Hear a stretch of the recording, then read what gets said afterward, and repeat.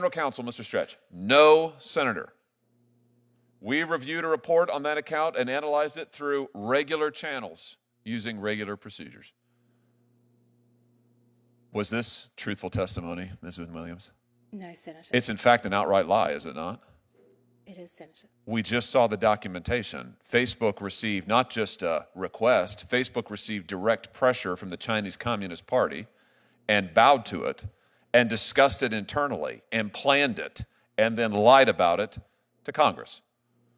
Let's talk about what else they've been able to do, been willing to do in order to get this access to the Chinese market. Let's look at some more meetings. China, censorship, and a Senate showdown that peeled the mask right off big tech. I just watched Senator Josh Hawley grill a Facebook whistleblower, and what came out was nothing short of explosive. Let's cut straight to it.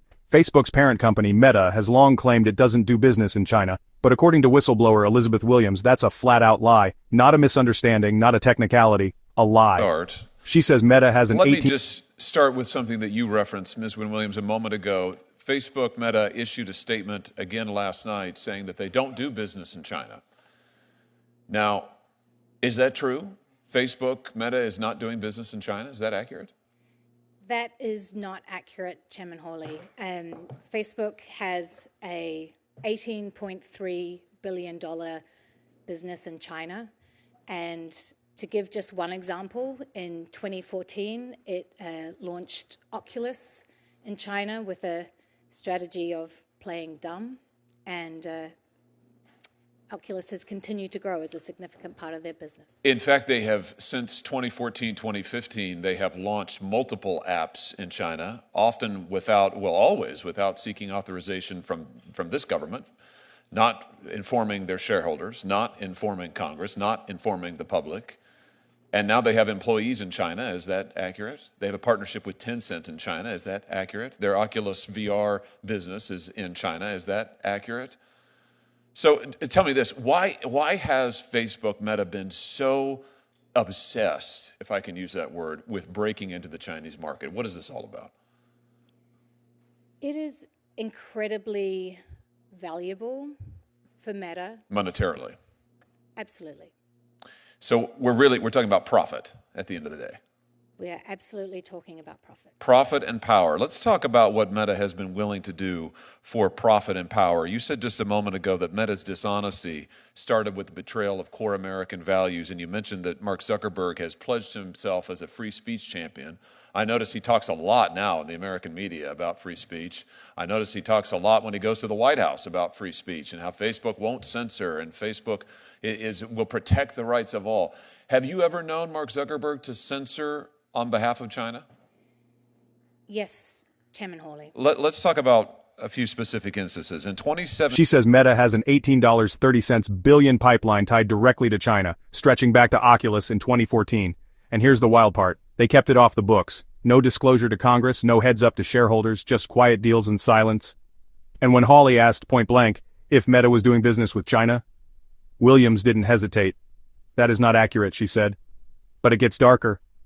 Williams testified that Facebook took censorship requests directly from the Chinese Communist Party. Two specific instances. In 2017, the Chinese dissident Guo Wengyi suddenly had his Facebook profile shut down. Now, Facebook at first said that this was a temporary glitch. Was that true to your knowledge?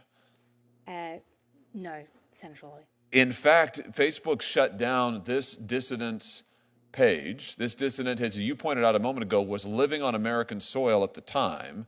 Facebook shut down that page based on pressure from the Chinese Communist Party. Is that accurate? That's accurate. Let's just take a look here at the documents. Here's some meeting notes taken shortly after a conversation with a Mr. Chow, who's a Communist Chinese Party member, a government official. Here, Mr. Chow asks Facebook, it says to Facebook, that they want Mr. Guo's Facebook page dealt with. The notes say that Chow wants Facebook in China, but there are others who don't, so we Facebook, need to take measures and do more in such situations to demonstrate we can address mutual interests. And then they go on to list, here's what we could do. We could do nothing, we could say we could do something, or we can do even more than expected, but we need to provide a response to the Chinese Communist Party on what we can do. So here we have evidence of high-level contacts between Chinese Communist Party officials and Facebook asking for this dissident's page to be taken down. Facebook acknowledging this pressure, saying we need to do something if we want to get the party's cooperation, the government's cooperation. And what happened next? Well, Senator Hawley, one thing the Chinese Communist Party and Mark Zuckerberg share is that they want to silence their critics. I can say that from a personal experience. So I think they came to the right man. This led to a series of events where eventually this man on American soil was kicked off the platform. So in April of 2017, following these conversations, Facebook takes down the profile, bans it, of Mr. Guo. Then in September, they make that ban permanent. Now, here's the really interesting thing. When Facebook's general counsel was asked about this directly under oath in a Senate Intelligence Committee hearing, he sang a different tune. Senator Rubio asked him directly, was there any pressure from the Chinese government to block his account? Was there any pressure to block his account? The general counsel. In one case, a Chinese dissident living in the U.S. had his Facebook account nuked in 2017. Facebook blamed a glitch. Turns out, it was CCP pressure. Internal documents showed top-level Facebook execs discussing how to keep Beijing happy. Engineers even built custom censorship tools tailored to Chinese government demands. One dev even celebrated the idea, "Great stuff, guys, let's do it." This wasn't about protecting users, this was about protecting Mark, profits. let's look at some more meeting And notes. the data? Here's a readout of a group of Facebook engineers offering to create a censorship regime that will allow Facebook to block all traffic the Chinese Communist Party doesn't want. Phase 0, this is an internal chat. Phase 0, we identify all traffic that are currently blocked in China and we, Facebook, block them. This is a test for us to see whether we can actually identify all traffic from China. And then the chat continues, yes, good way to build trust. And another conversant says, great stuff, guys, let's do it. What do they, give us some context here, Ms. Wynne-Williams. What are they talking about doing here? When they say block all content that China wants, we, Facebook, do it for them. What are they talking about? They're talking about activating their censorship tools on behalf of the Chinese Communist Party. So Facebook creates censorship tools that will allow them to assume the burden, if you like, of censorship, where they will do all of the censoring that the Chinese government was doing. Facebook would do it on their behalf. Is that right? That's my understanding, sir. And here you have Facebook employees celebrating it. Good way to build trust. They mean build trust with the Communist Chinese Party, right? Correct, Senator. And great stuff, guys, let's do it. Meaning they greenlit this and went forward to see if they could make it happen. Is that accurate? That's my understanding, Senator. All of this, let's be clear, for a murderous regime in China, the most barbaric, most evil regime on the face of the planet, and our free speech champion, Mark Zuckerberg, is here with his team of engineers actively working to make Facebook censor on their behalf. Let me ask you this. What about user data, Ms. Wynne-Williams? Facebook has said publicly many times, we would never compromise user data. It's a red line in the sand. We'd never do that. Never, never, never. Was Facebook ever willing to share user data with the Chinese Communist Party? Yes, Senator. In fact, they had a plan for that, didn't they? Here's some more documents, internal documents. Update, I spoke with the China team yesterday. They flagged a potential complication arising from our negotiations with the Chinese government. I emphasize this is a Facebook document now. These are Facebook executives. In exchange for the ability to do operations in China, Facebook will agree to grant the Chinese government access to Chinese user data. And the data? Yeah, they compromised that too. Williams says user data, possibly even from Americans, could have been exposed to the Chinese government thanks to how Facebook routed servers in and around China. So if you message someone in Hong Kong, that data may have landed in CCP hands. Senator Hawley nailed it. Meta bowed to the Chinese Communist Party and lied to the U.S. Congress. Data. Is Meta... There it is in black and white.